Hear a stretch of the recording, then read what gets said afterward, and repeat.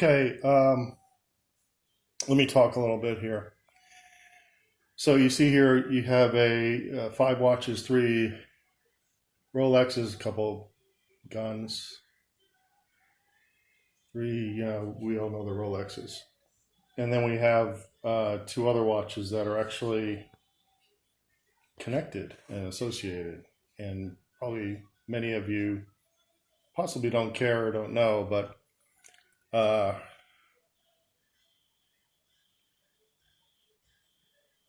AP Audemars Piguet and the relatively new brand Gorilla are associated. We're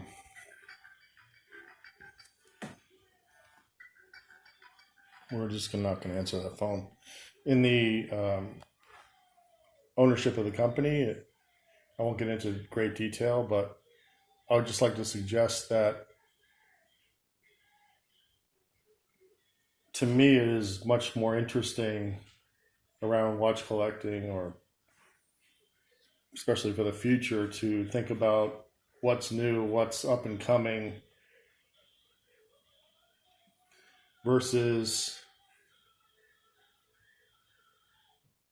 and I respect Rolex certainly, but just robotically freaking out and paying too much for a Rolex. Why don't you think ahead of the curve and look into what brands might be up and coming in the future? Because when there are new exciting brands that aren't afraid to take a chance and be creative and do some different things, it's a hell of a lot more interesting than, oh God, they changed the fucking, bad word. They changed the bucking case 1 millimeter. I have to buy the new one and pay twice retail. But anyway, I would highly recommend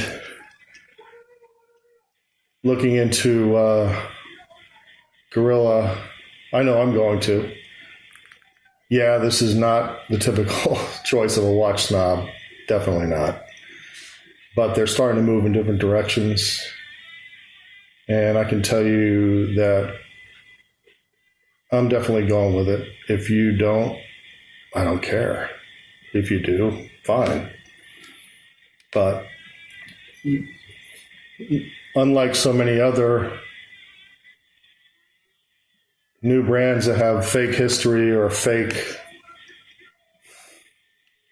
they're just sort of an idea, and they're made in, wherever they're made, doesn't matter, but they're just kind of an idea, and they're just a marketing brand.